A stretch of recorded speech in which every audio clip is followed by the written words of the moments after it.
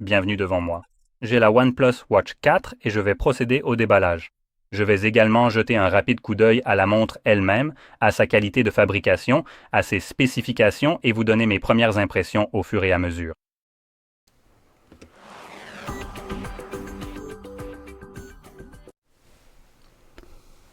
D'accord. Je veux commencer rapidement en précisant que je ne suis en aucun cas sponsorisé ni par OnePlus ni par aucune autre entreprise. Donc, ce que je dis dans ces vidéos est totalement, disons, non influencé par aucune entreprise extérieure ou quoi que ce soit de ce genre. Bref, ouvrons ça.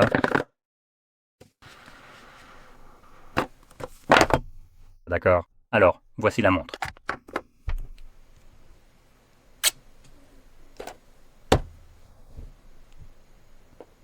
Côté fabrication, je trouve ça plutôt sympa.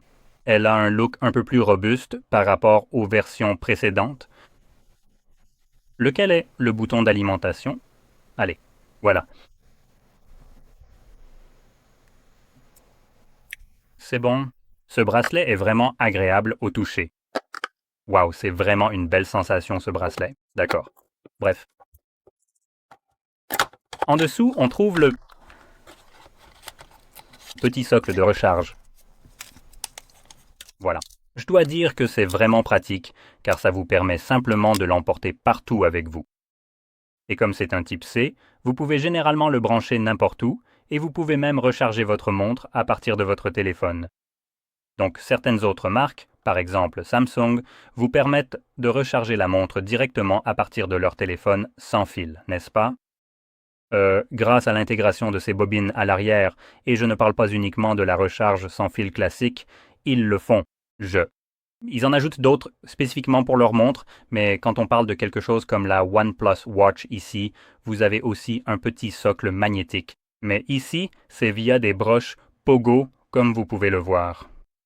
Et tant que vous avez un câble Type-C, qu'on trouve pratiquement partout, vous pouvez recharger votre appareil à partir de n'importe quoi. En gros, tant qu'il y a un port Type-C. Et ça peut être, je ne sais pas, un chargeur classique qu'on trouve partout, un ordinateur ou même votre téléphone. Donc c'est plutôt pratique. Et en plus de ça, vous avez le câble inclus Type A vers Type C. Maintenant, ce n'est pas ça, ce sera bien pour une utilisation à la maison. Mais pour, disons, sortir, vous savez, quand vous êtes en déplacement ou quelque chose comme ça, avoir un câble type C vers type C sera probablement plus avantageux pour vous. De cette façon, comme je l'ai dit, vous pouvez tout simplement le brancher à votre téléphone et le recharger à partir de votre téléphone. Bref, de l'autre côté, on trouve juste de la paperasse simple, rien de spécial. Mettons ça de côté et passons à la montre elle-même. Oh mon Dieu, je déteste ça. Apparemment, je dois la connecter à un téléphone parce qu'elle est tellement intelligente qu'elle ne peut pas fonctionner sans téléphone. Je ne supporte tout simplement pas ça. C'est du n'importe quoi. Donc Google Wear OS est vraiment nul sur ce point. J'ai horreur de devoir connecter ma montre à mon téléphone juste pour pouvoir l'utiliser. Elle est parfaitement capable de tout faire toute seule. Tout est intégré dedans. Je ne devrais pas avoir besoin d'un téléphone. Donc ça m'énerve énormément. Et c'est l'une des raisons pour lesquelles j'utilise en fait une montre normale au lieu d'une montre connectée. Ça et aussi le fait de devoir la recharger un peu trop souvent. Donc, je vais passer sur le fait qu'elle fonctionne évidemment sous Wear OS parce que c'est un avantage pour beaucoup de gens. Une fois que vous l'avez configurée, elle est prête à l'emploi. Je déteste juste le fait de devoir la configurer avec un téléphone. Donc c'est juste mon petit reproche personnel, ce qui, pour de nombreux usages, c'est un avantage pour beaucoup de gens d'avoir la montre connectée à leur téléphone. Bref, continuons. Parlons des spécifications. L'appareil a un écran d'1,5 pouce et on ne peut pas vraiment distinguer où sont les bordures. Oh, je peux. Je les vois à peine. Waouh, elles sont vraiment, vraiment minuscules. Mince, je les ai encore perdues. Laissez-moi essayer de trouver la bordure et de mesurer sa taille. Je pense qu'elle fait environ 1,5 mm d'épaisseur. Voilà, je ne prends absolument pas en compte cette partie ici. Je compte juste toute la surface vitrée de cet élément, précisément là où la bordure se trouve positionnée sur le verre. Avec cela, nous regarderions très certainement. Voyons voir un instant. Peut-être pas au moment précis où je le fais. De ce côté-ci, comme nous avons un aspect un peu plus lisse et nettement moins obstrué que celui que l'on voit juste ici. Donc avec le cadre réel, on est approximativement à quelque chose comme 6 mm. Donc c'est quand même vraiment pas mal, surtout que ça inclut le cadre. Maintenant, en parlant de l'écran, pour continuer dessus, donc c'est un écran de 1,5 pouces avec une résolution de 460, 6 par 466 pixels. Écran LTPO AMOLED avec une luminosité maximale de 3000 nits. Et il semblerait que ce soit une vraie luminosité réaliste de 3000 nits au lieu de ce qui est maintenant couramment utilisé. 6000 ou 10 000, peu importe, c'est du n'importe quoi que les fabricants veulent faire croire, tu vois. Ils ont réussi à pousser un pixel à un niveau de luminosité obscène, et c'est littéralement ce qu'ils comptent. Et genre, ouais, un pixel peut le faire, donc c'est notre luminosité maximale. Même si l'ensemble de l'écran est loin d'être capable de faire ça. Donc, ici 3000, je pense que c'est un chiffre qui correspondra vraiment à la luminosité de tout l'écran. De plus, étant donné qu'il s'agit d'une montre, c'est utile qu'elle soit lumineuse lorsqu'on l'utilise à l'extérieur. Elle a aussi 310 pixels par pouce, donc l'écran ici est vraiment bon et net. Et l'un des aspects les plus appréciables ici, c'est un point sur lequel je veux vraiment rendre hommage quand c'est mérité. L'intégration d'un écran en saphir, c'est fantastique.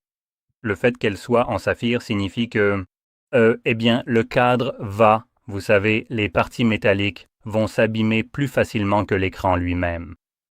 J'utilisais auparavant la Samsung Galaxy Watch 5, littéralement celle juste avant qu'ils ne commencent à faire des squircles. Et cette montre était également équipée d'un verre en saphir. Et d'après mon expérience, j'ai frotté cette montre contre des murs en béton, des encadrements de portes et ce genre de choses, comme on le fait souvent avec une montre, n'est-ce pas? Et le cadre lui-même s'est abîmé, comme les parties métalliques. L'écran est resté aussi impeccable qu'au premier jour. Il n'y a donc pas la moindre micro-rayure sur cet écran parce que le verre saphir est vraiment incroyable, donc j'adore qu'il l'ait inclus ici. Cela signifie que vous n'avez pas besoin de mettre de protection d'écran dessus. Il sera tout simplement incroyablement bon et résistant, peu importe ce que vous faites. Donc, c'est évidemment un énorme avantage ici. Maintenant, si on continue avec l'intérieur, l'appareil fonctionne avec un Snapdragon W5 Gen 1, donc il semble que ce soit le même qu'ils utilisent depuis un moment, ou alors je me trompe. Laissez-moi vérifier rapidement.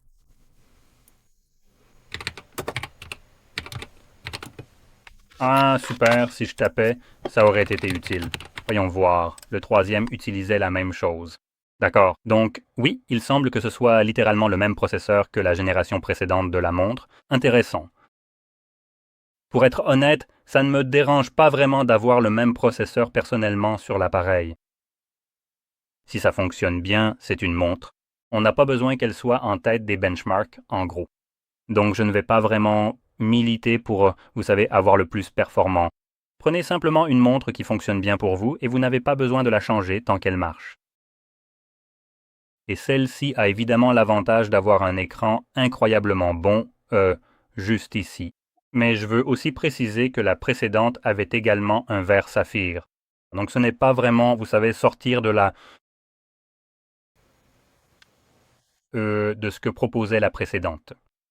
Ce que je vais aborder dans un instant, un peu plus lorsque je passerai à la comparaison, mais finissons d'abord avec celle-ci, donc processeur W5 Gen 1, 2 Go de RAM et 32 Go de stockage intégrés avec une batterie de 640 6 mAh qui peut être rechargée à 8 watts. Maintenant, la batterie n'a presque pas changé. En fait, sur le papier, elle a supposément 2 mAh de moins, donc ce n'est pas vraiment un changement. Et l'un des avantages des montres OnePlus ici, c'est leur autonomie. Apparemment, elles offrent une autonomie vraiment impressionnante. Voyons si je peux trouver s'ils incluent une étiquette de classement énergétique. Comme ils devraient le faire, bien sûr que non. Pourquoi suivriez-vous les directives de l'Union européenne?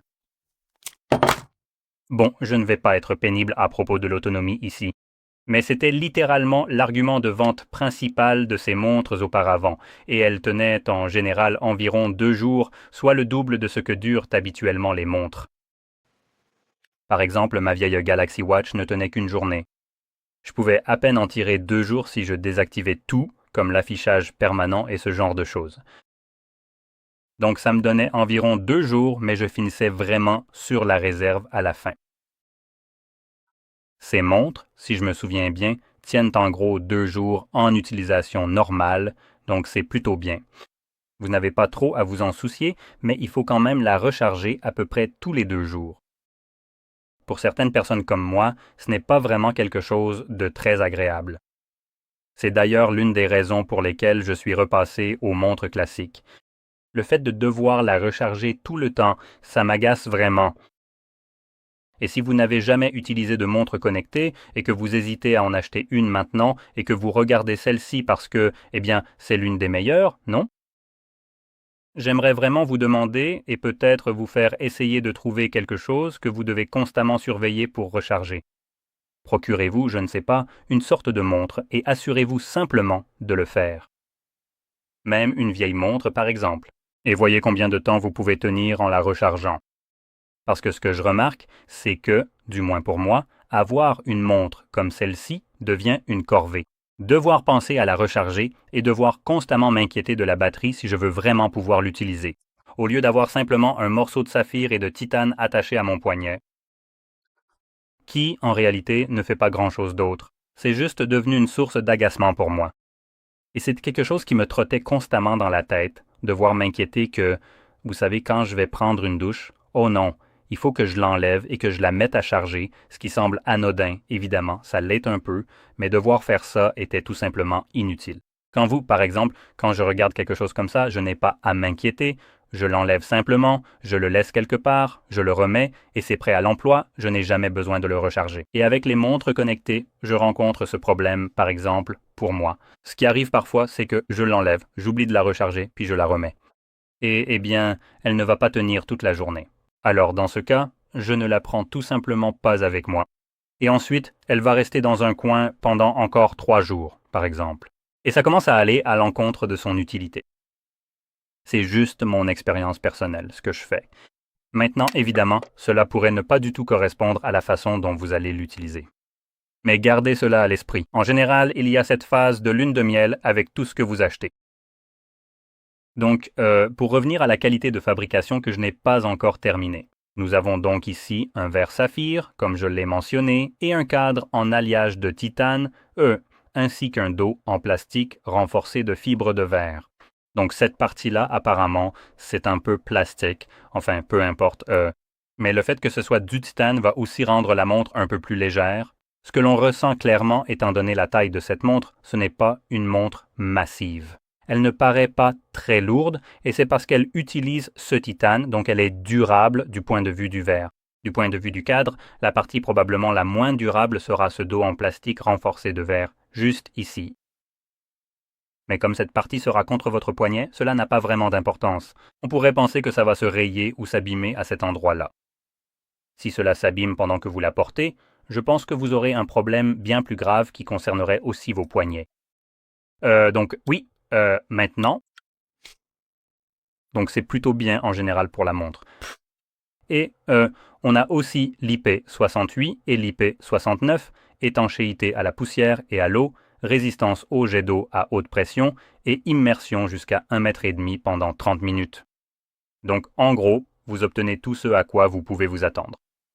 Maintenant, une autre chose que je veux mentionner, c'est le retour haptique juste ici. Quand on fait défiler la molette ici, c'est phénoménal. La sensation est vraiment excellente.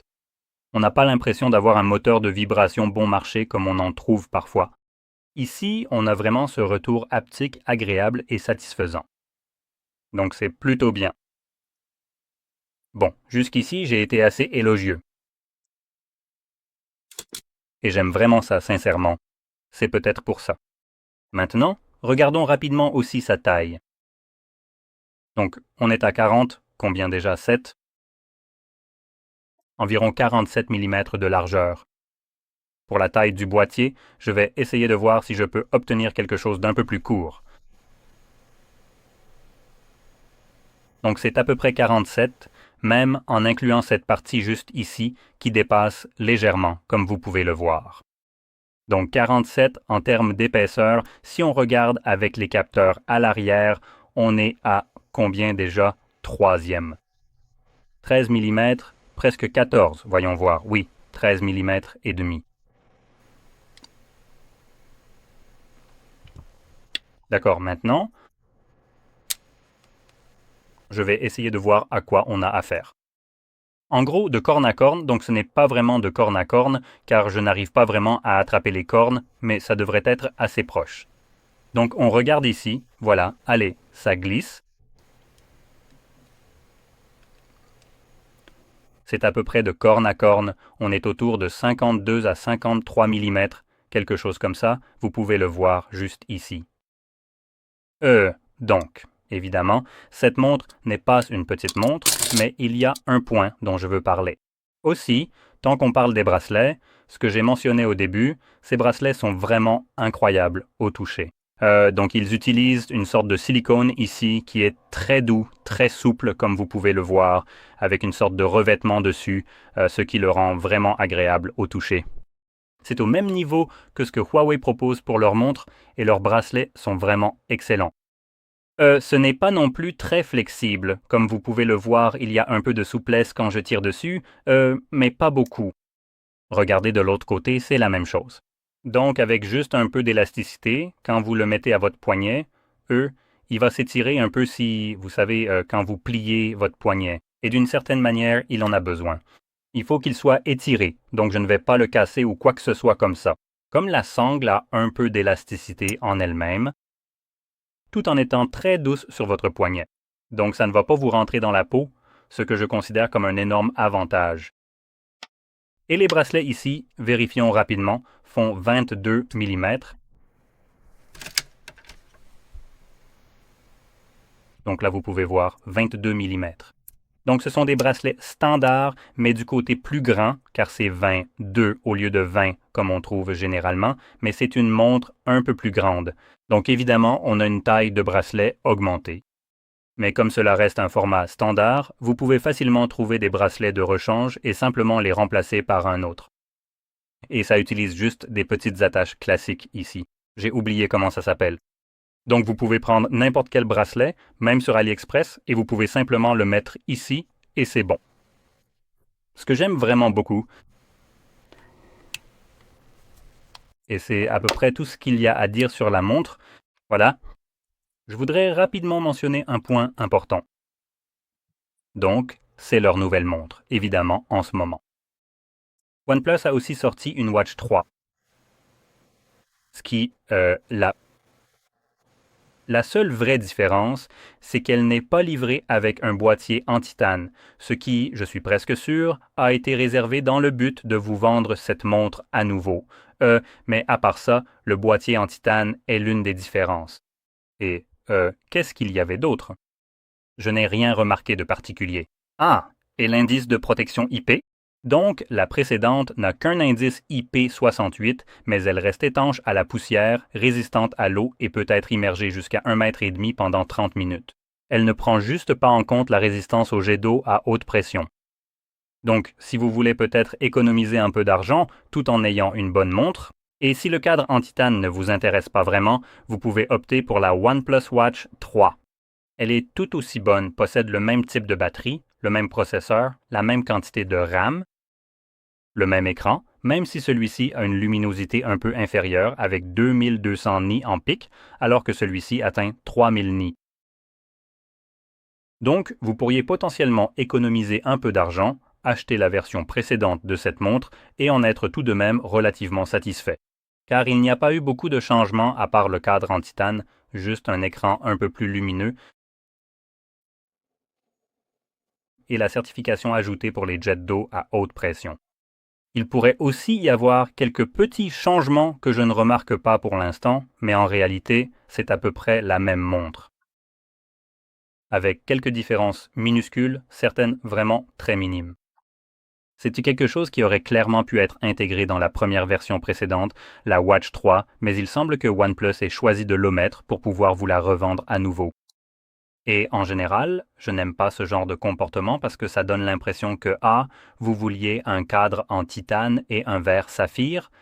Super pigeon, on va vous le vendre l'année prochaine par contre. Ou alors, par exemple, s'il décide, je ne sais pas, de vous donner le titane maintenant, mais d'enlever le saphir. Parce qu'au moment où il fabrique une excellente montre, soyons honnêtes, c'est le moment où vous n'achèterez pas la version suivante. Donc, il y aura toujours quelque chose qui sera laissé de côté. Comme ça, quand la prochaine sort, vous êtes à nouveau incité à l'acheter. Et apparemment, augmenter la vitesse de traitement n'est même pas quelque chose que OnePlus a décidé de faire ici, tout en continuant à vous vendre une montre haut de gamme, ce qui semble un peu étrange maintenant. C'est peut-être potentiellement parce que, Snapdragon n'a pas de version plus récente. Vérifions rapidement parce que je suis très curieux. Voyons voir. Est-ce qu'il y a une Gen 2? Il semble bien qu'il y ait une Snapdragon W5 plus Gen 2. Donc cette montre aurait pu l'avoir, mais ce n'est pas le cas. Mais bon, malgré tout, comme je le disais, cela reste une excellente montre. Elle offre tout ce que vous attendez d'elle. Elle a une construction solide, très robuste ici, ce qui la rend relativement résistante. Elle permet d'utiliser des bracelets standards de votre choix, donc vous pouvez acheter celui que vous voulez sur Internet. Vous n'avez pas à vous soucier d'un branchement propriétaire, comme c'est le cas par exemple avec les Apple Watch. Nous avons une excellente autonomie, le pack pour la recharge et aussi la possibilité de la recharger en déplacement si besoin. Tant que, évidemment, vous prenez ce pack avec vous. Excellente résistance à l'eau et ainsi de suite. Donc si vous cherchez une montre connectée, honnêtement, c'est l'une des meilleures. Mais vous pourriez potentiellement obtenir un meilleur prix en optant pour le modèle de l'année précédente, la Watch 3 au lieu de la 4. Quoi qu'il en soit, si vous avez trouvé cela très utile, n'oubliez pas de liker, de vous abonner et merci d'avoir regardé.